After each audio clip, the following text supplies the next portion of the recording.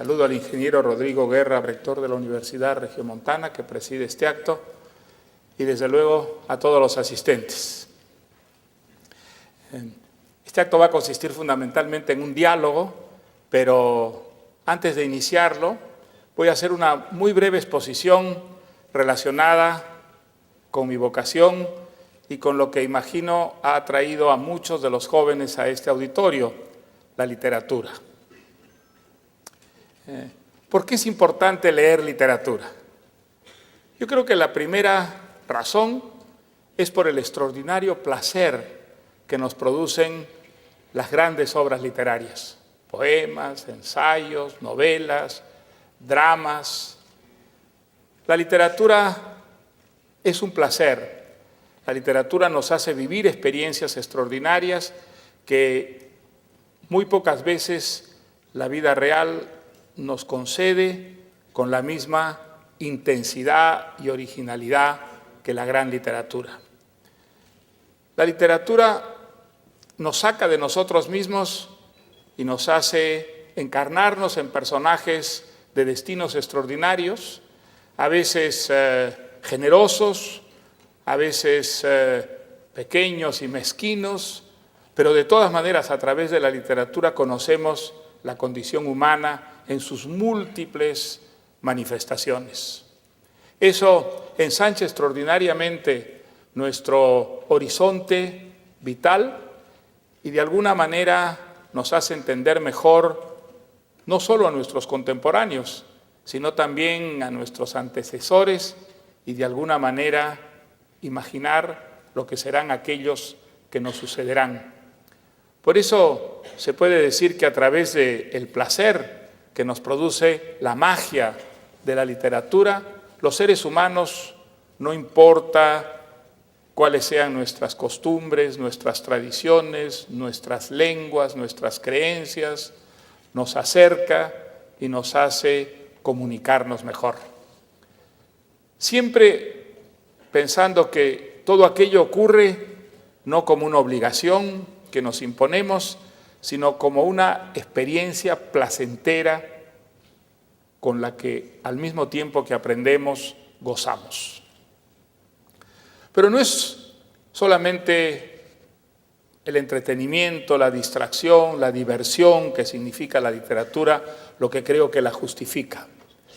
Creo que hay consecuencias mucho más concretas en la vida real de las personas y de las sociedades, lo que debería estimularnos a desarrollar el hábito de la buena lectura entre los jóvenes.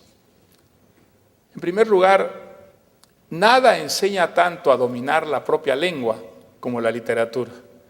No existe ninguna disciplina, ciertamente no la gramática o la filología, más adecuada para conocer en toda su riqueza el idioma que hablamos. El idioma no es solamente un instrumento de comunicación, lo es desde luego, pero es instrumento de comunicación en la medida en que lo dominamos, en la medida en que conocemos todos los matices a que puede inducirnos, si somos capaces de conocerlo en profundidad. Es una manera de enriquecer nuestro pensamiento, nuestra visión del mundo y de las cosas, nuestra comprensión de la realidad.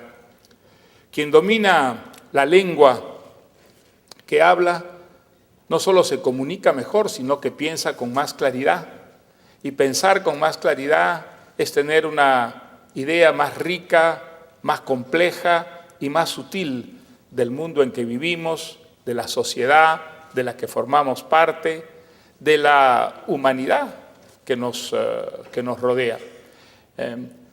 Repito, ninguna disciplina nos da ese conocimiento tan directo, íntimo del idioma que nos permite expresarnos con propiedad, matizando y precisando nuestro pensamiento como la buena literatura. Eso le sirve no solo a los literatos, obviamente quien habla bien y piensa claro porque habla bien, tiene una extraordinaria ventaja para situarse en la vida y ejercer cualquier disciplina o vocación. Pero creo que hay otros beneficios que trae la asiduidad con la buena literatura. Una de ellas es romper los esquemas estrechos de la visión provinciana, regionalista o nacionalista. Una manera de acercarnos a los demás por encima de las diferencias que aparentemente nos separan, las creencias, las convicciones, las tradiciones, los rituales, es la buena literatura. ¿Qué nos enseñan, por ejemplo, las grandes novelas? Las grandes novelas nos enseñan que frente a los problemas básicos todos somos iguales, aunque en los matices las diferencias puedan ser muy grandes entre un ruso y un mexicano, entre un irlandés y un norteamericano y un argentino o un brasileño. En las grandes obras literarias, que son aquellas que expresan las experiencias fundamentales de la condición humana, descubrimos que por debajo de esas diferencias o distancias hay una condición que compartimos. Y descubrirlo eso es una manera de liberarnos de los prejuicios, de las visiones pequeñas, mezquinas, que muchas veces nos da la visión provinciana, regionalista o nacionalista de los seres humanos. En las grandes novelas, en los grandes libros de poesía, en los grandes ensayos literarios, descubrimos esa solidaridad profunda que hay por debajo de las diferencias que las circunstancias establecen entre los seres humanos. Y esa es una manera extraordinaria de defendernos, por ejemplo, del racismo, de los prejuicios étnicos, de los prejuicios culturales, de los prejuicios sociales. Por eso la literatura es una fuente de libertad, es una manera de emanciparnos de esas orejeras que imponen sobre nosotros las visiones estrechas, los lugares comunes, los clichés, los eslogans que muchas veces reemplazan al pensamiento, a las ideas.